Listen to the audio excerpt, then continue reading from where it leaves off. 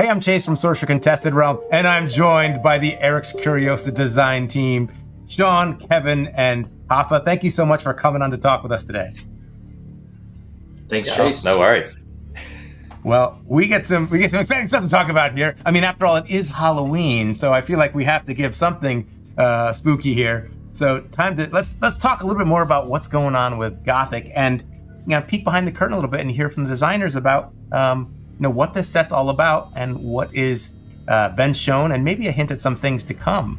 So before we jump in, Sean, this is our next big set, right? And with one set a year, 440 cards, it's a monster. Oh yeah. How do you see Gothic kind of fitting in with the larger landscape of Sorcery? Like, is this a continuation of Sorcery, or is it sort of a contrast between our earlier sets? Where do you see Gothic in the sort of pantheon of our releases? We were actually talking about this a little bit in the office yesterday, of Gothic being a maturation of the game. We had, obviously, Arthurian Legends is a very kind of hopeful theme. There's lots of adventure. It's maybe a little bit more lighthearted, and now we're kind of like diving off a cliff down into the deep, dark abyss.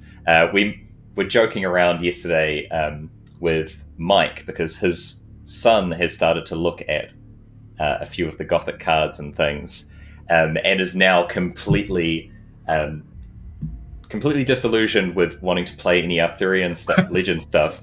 And we were making the joke of like, oh yeah, he's 13 now, he's put those childish things behind him. He's ready to be Gothic and dark and gritty. Like, but I think there's some truth to that, of like, yeah, the game maturing on a thematic angle, but also the mechanical angle. And, for people that are coming into Sorcery for the first time now, this may be their first exposure to Sorcery. They heard about this cool set coming out. Like, what's this all? Oh, man, I want to find out more of the game. Let's just do a quick recap. Like, so how does Sorcery approach card design? And maybe how does Gothic, help unlock a little bit of that, where maybe Arthurian Legends was a little bit more constrictive? Rafa, can you speak to that a little bit? Yeah.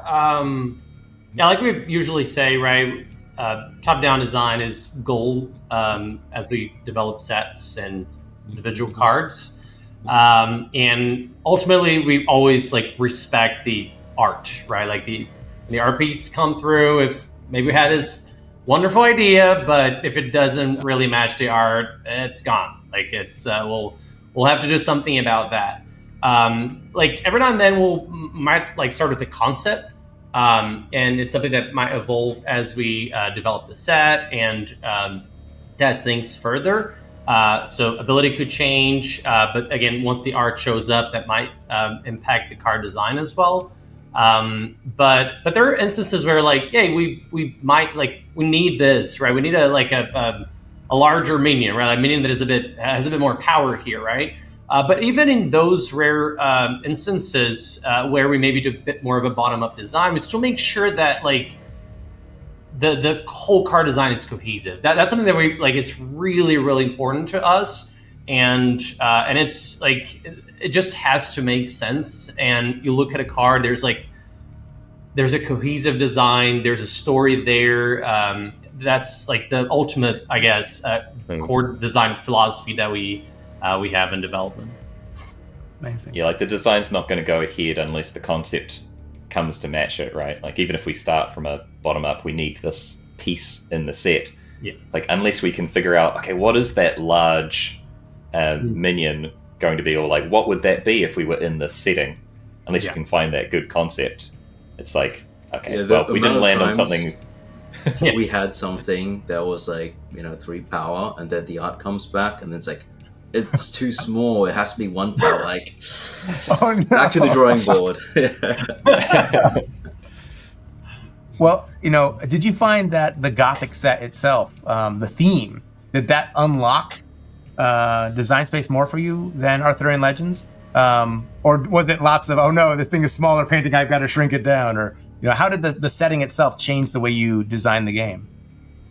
I definitely felt personally that there was a little bit more room for creativity, because when dealing with evil. No, I'm kidding. It's just like a lot of just a lot of the pieces. There's a lot of like the artists like creative interpretation of some of those concepts that were in their own way sometimes a little wild and crazy.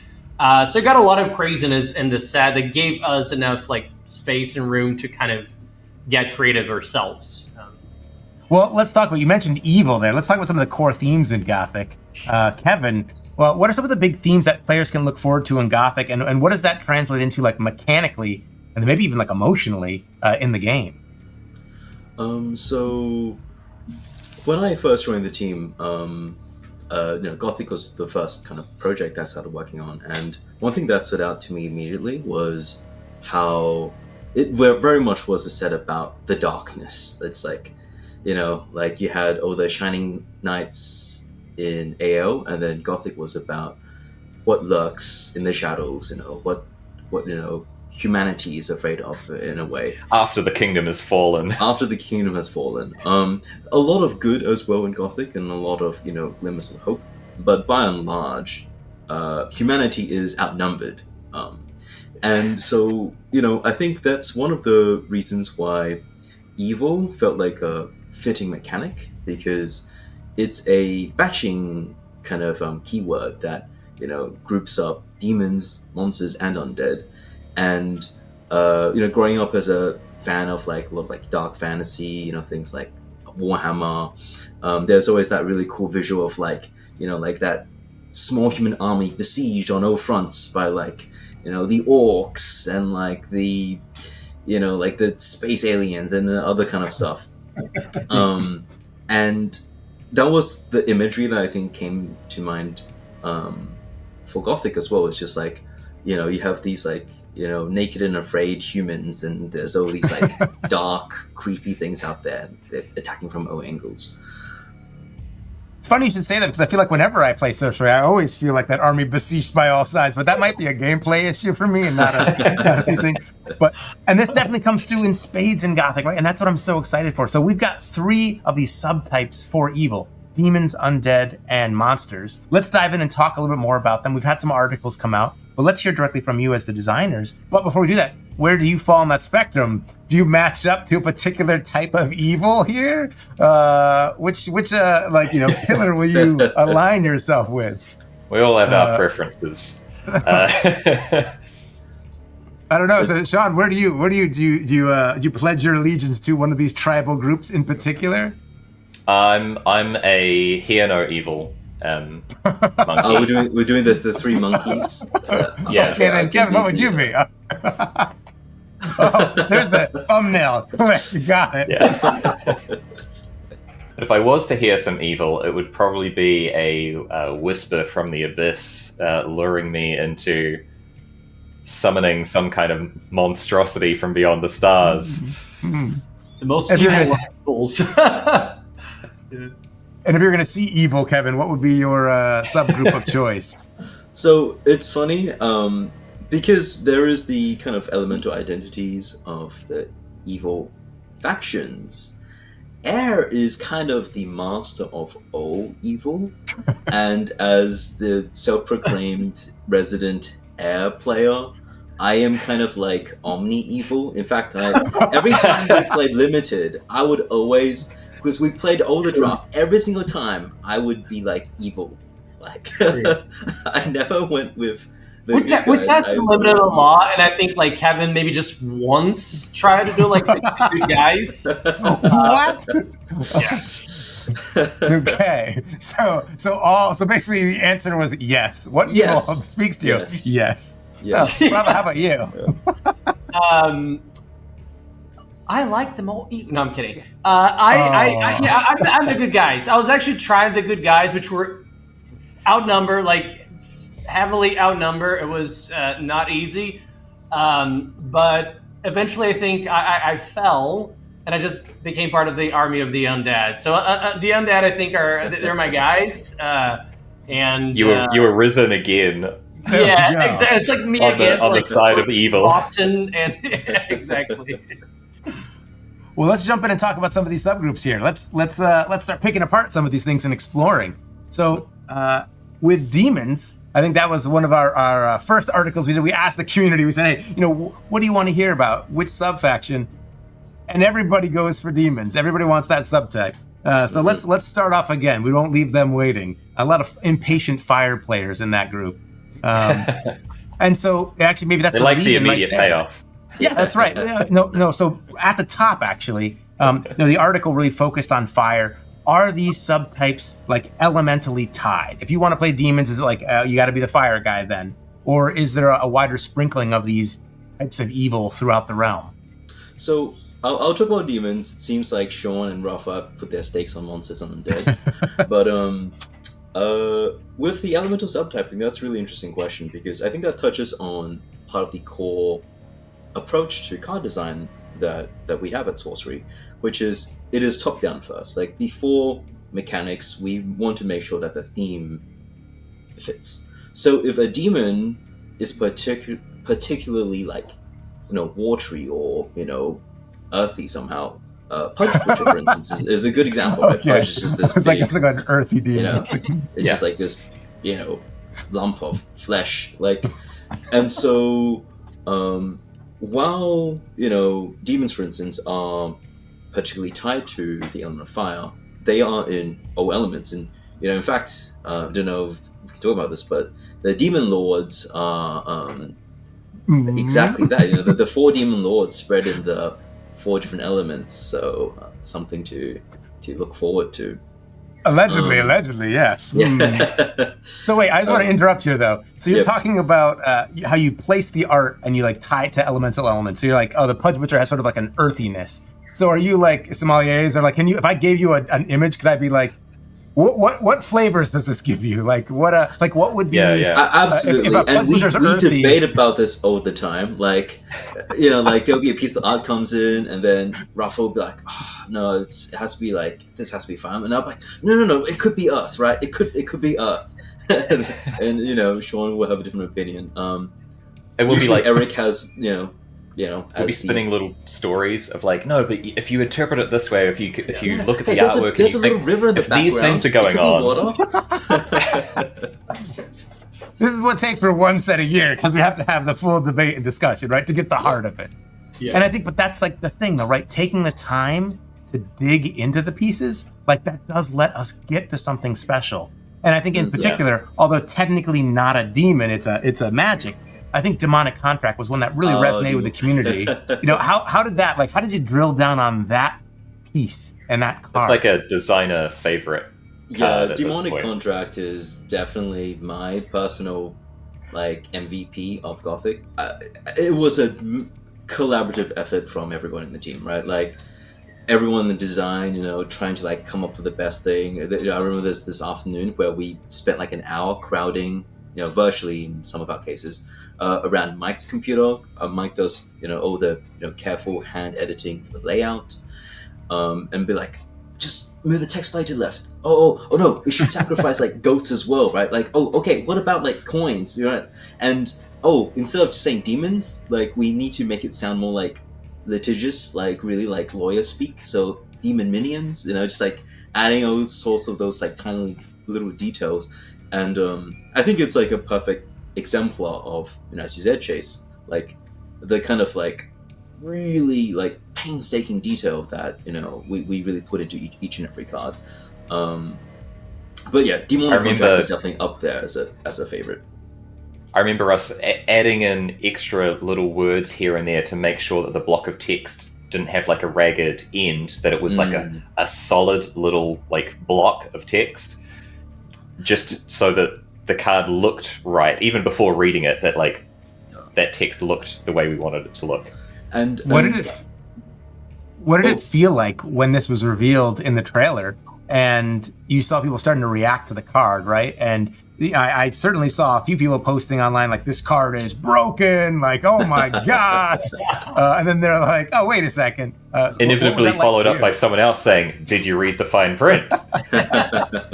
And the fact that we saw that interaction play out, probably I think I personally saw it happen twice a day for the next week after it was revealed.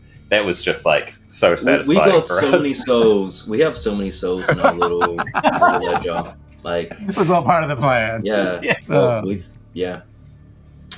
Okay. Well, unless there's any other things we want to touch on with demons, I think maybe we start to dive in a little bit of monsters. Sean, was that in your neck of the woods? Yeah. I'm very happy to talk about monsters. As Kevin is our self-proclaimed air player, I'm our self-proclaimed water player, and a lot of the monsters ended up finding their way into water. As mentioned, they are spread around the other elements as well, but a majority of them are there. As water kind of, I think in Gothic is really solidifying some of its identity around sharing that big body or big minion strategy a little bit with Earth.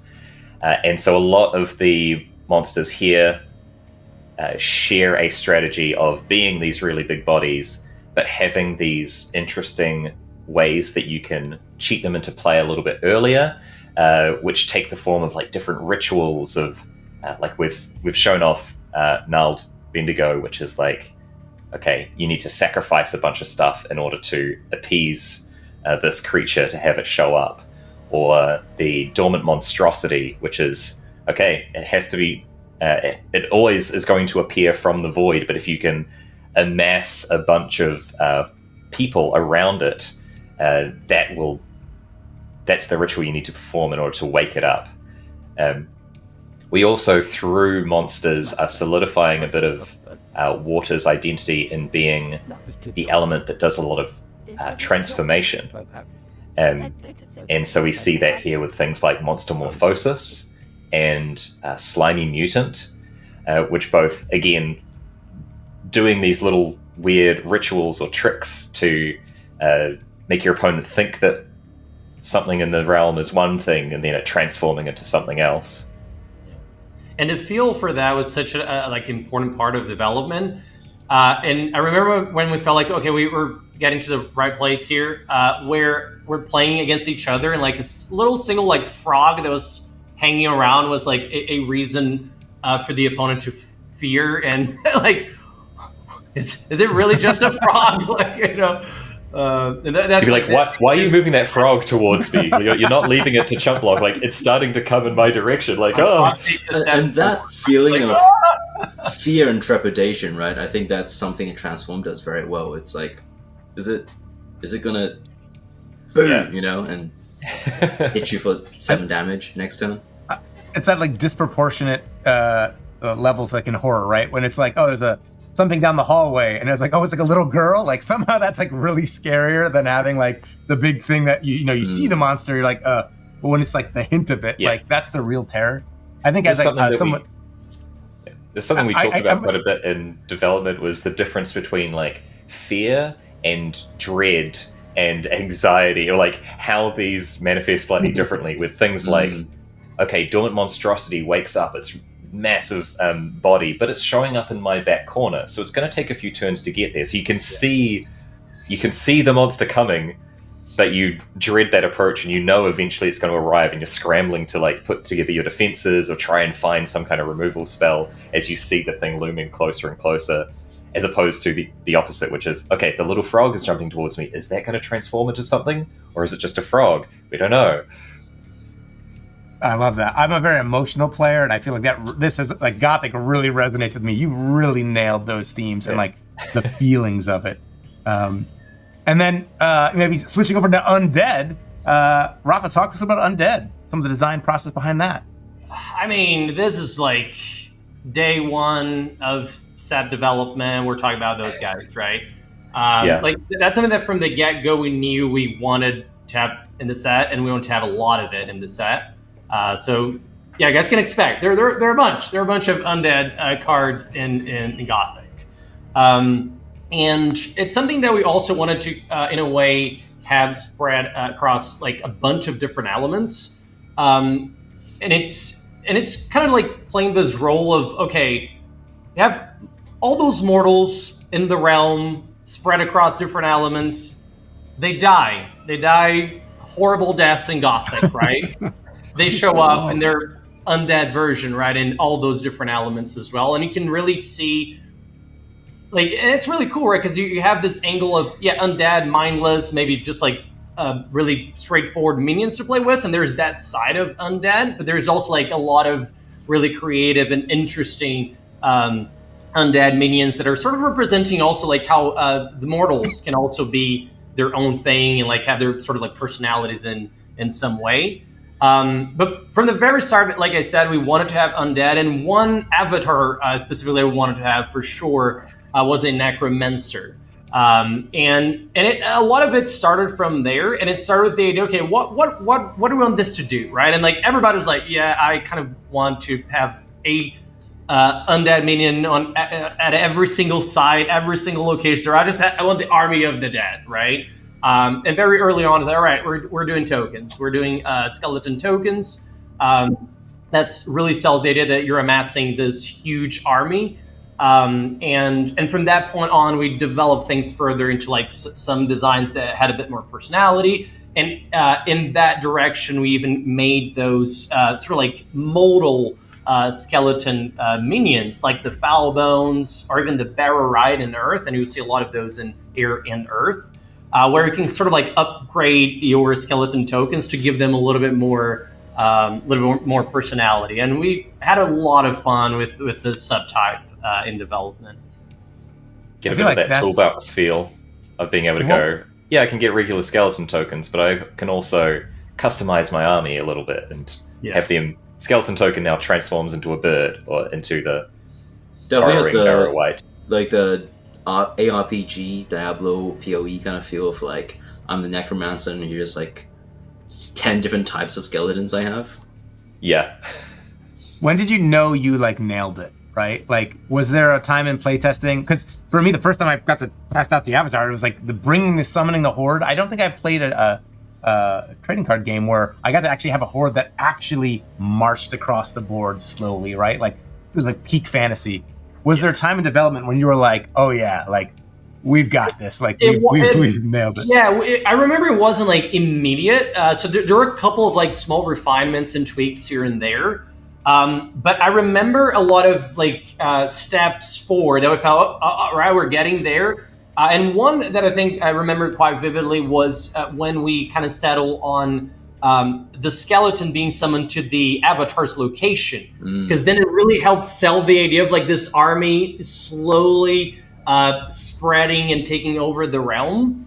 And that was something that like we played a couple of games of that, and everybody was like, yeah, I understand that it's like a restriction, and a lot of times restrictions can be unfun in games, like that type of like, oh no, you can only do this here.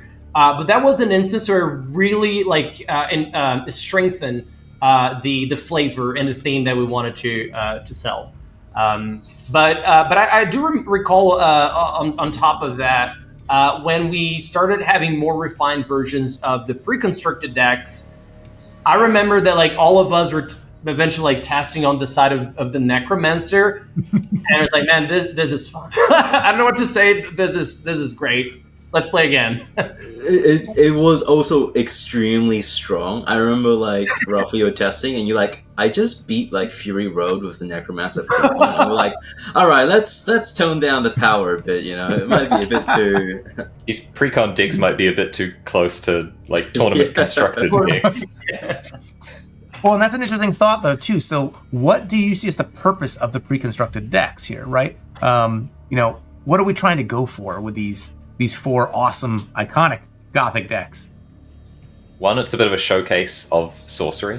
So we might be putting cards in those decks that are not super synergistic with what the deck is trying to do, but it is a card that shows off something cool about the grid or movement, something like that.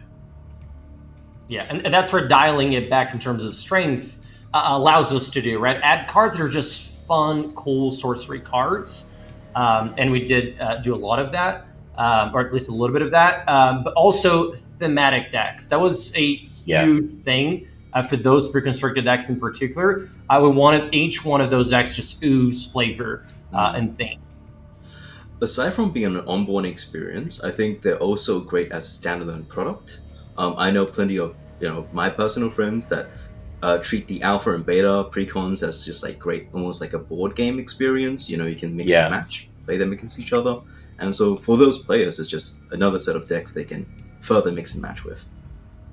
Now, without giving too much away, I think now that you've identified with types of evil, are there particular precons that you're like, oh yeah, I mean, Necromancer, awesome. Rob, I could maybe see that already matching with you, but like, do any of the other ones speak to you personally?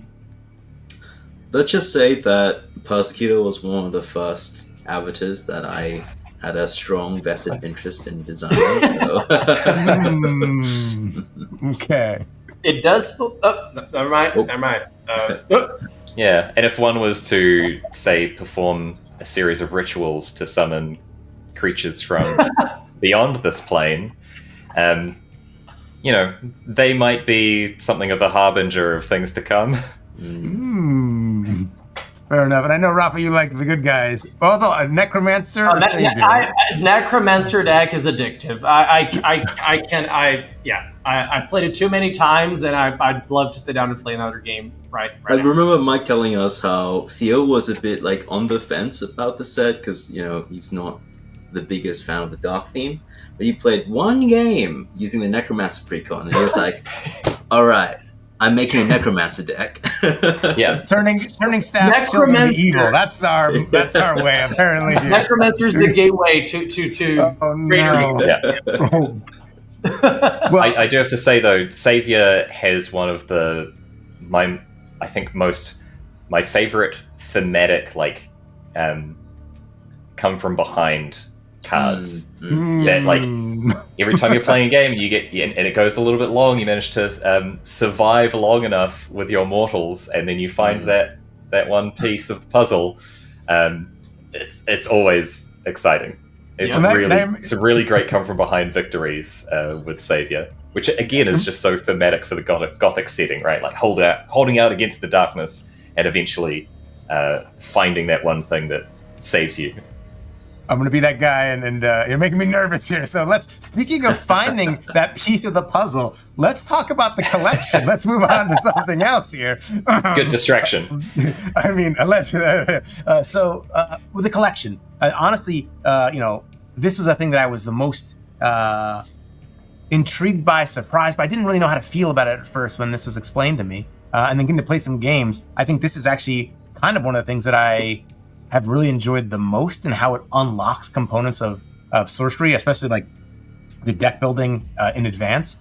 So, quick recap for people who maybe aren't caught up to date. What is the collection? And then maybe can you add some insight into why now? Why does this matter? I think the collection started off as us asking the question of how can we improve the best of one experience that Sorcery is really aiming for, because there was some sentiment that a best of one game means less opportunity for counterplay, and the collection started off as kind of an exploration of that. Of okay, well, what if we had this kind of sideboard style mechanic that you could access during the game, because it's best of one, but you could kind of use that to adjust your tactics on the fly and adapt to whatever was happening. That really opened up a can of worms for us, because it turns out you can do so much more with the collection, and we started realizing that very, very quickly, of things like I was talking before about monster morphosis, of okay, so we could use this to transform something into a monster from a hand, but you could also use this aggressively and force someone else's minion to turn into a monster. Well, the collection allows us to do that because, okay, well, clearly it needs to turn into a card. Where's that card going to come from? Well, now we have the collection as a place where I can slot that in. It's a very addictive design pattern, I would say. Working on things since the collections, it's hard for us to not be we could use the collection for this, and wait, hold up. But yeah, aside from being the kind of halfway through a game sideboard fetching thing, collection allows us to create some really, elegant nested designs.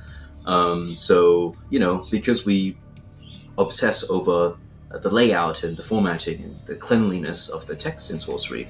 We don't want to have to say like, oh, with Desecrate, you strike a site, then transform it into an exceptional air site with blah blah blah blah blah blah blah blah blah. We could just say Desecrated Ground, and it just really helps us sell the flavor of the cards themselves as well. We've shown that off a bit with some of the that exceptional series of sites that summons an ordinary minion. It's like, okay, we put these ordinary minions in the set.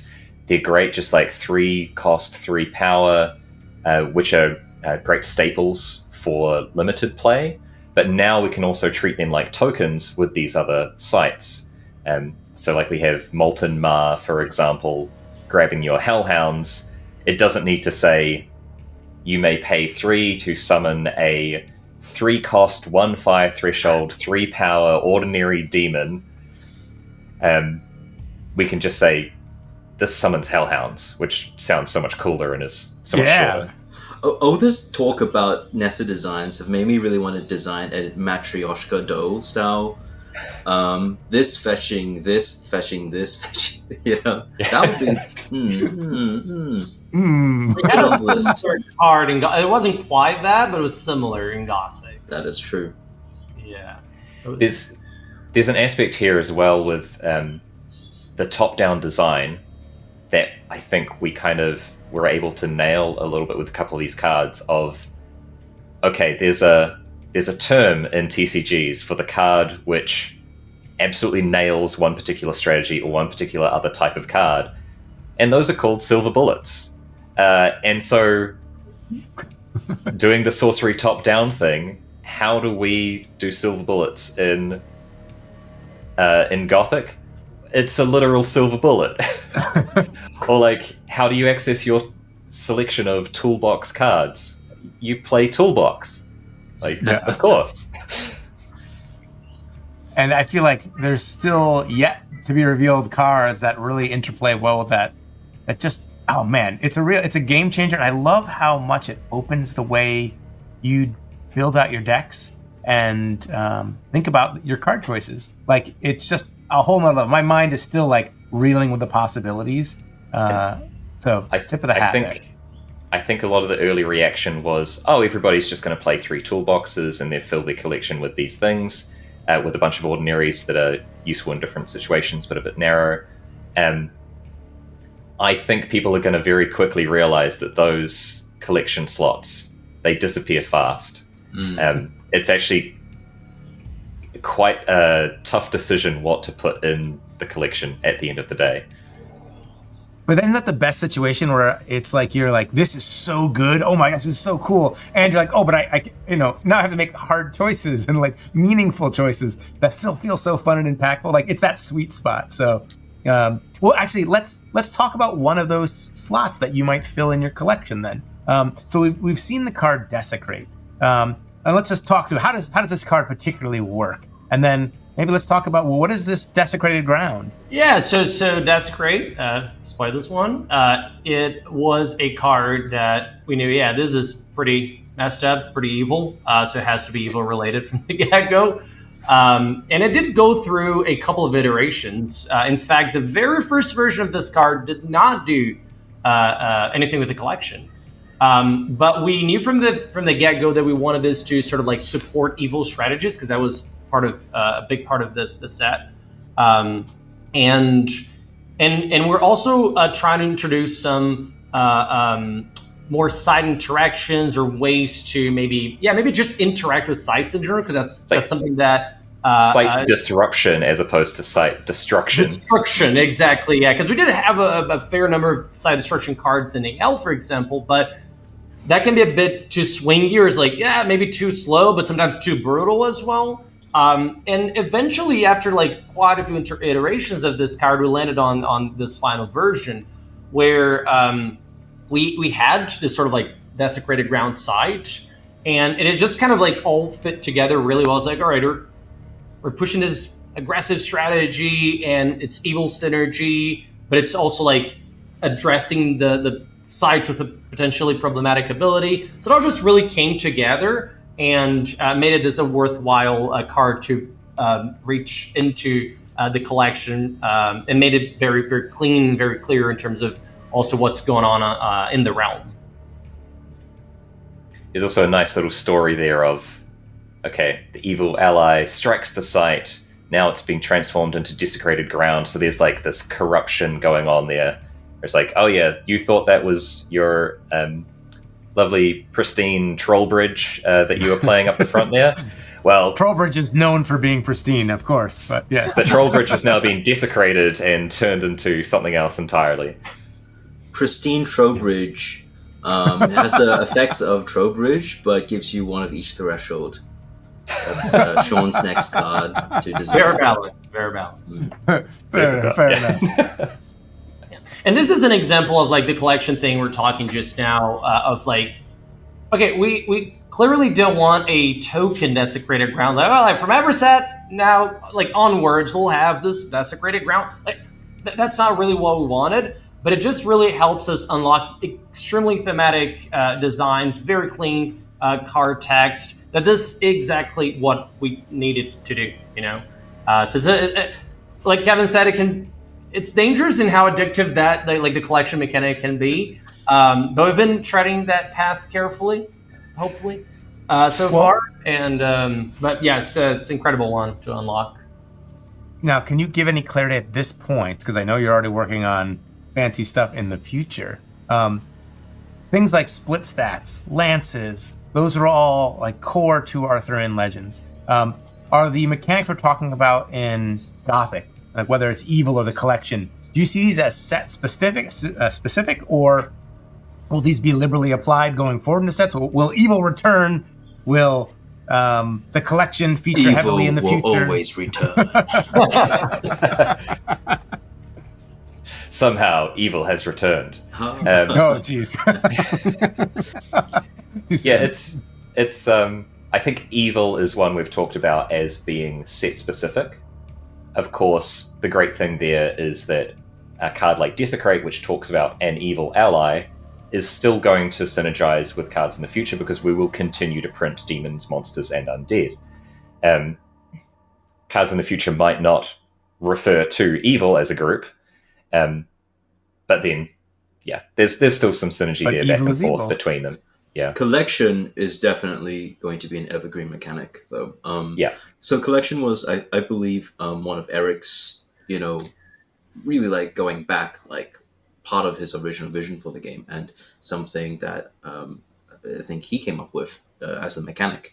Of course, everybody in the design team contributed to various aspects of it, but it's definitely something that is part of the long-term vision for the game, and kind of a core scaffolding, core part. And, with the increase to deck sizes, the 60, 30, 10, that 10 is just going to be a really important balancing aspect for the game moving forwards. Well, and I think that was great. Thank you so much for giving us a little bit of insight into design and some of the thoughts behind Gothic. I'm not sure we can leave people just like this, though. Let's talk about one more thing very, very briefly here. You're going to finally give them a ray of hope, Chase? Wow. Maybe we just end the video here with a dramatic cut to the darkness.